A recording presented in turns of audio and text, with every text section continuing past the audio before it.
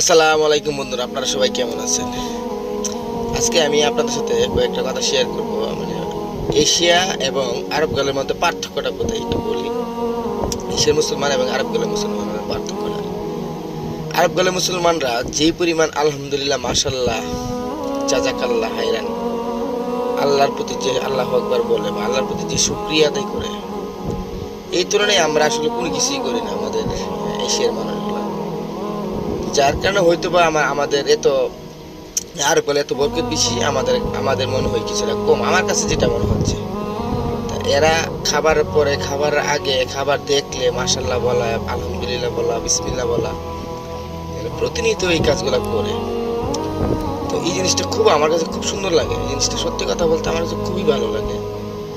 তারা প্রত্যেকটা জিনিসের মানে কাজে আল্লাহর প্রতি শুকরিয়া আদায় করে, ভালো হোক খারাপ হোক।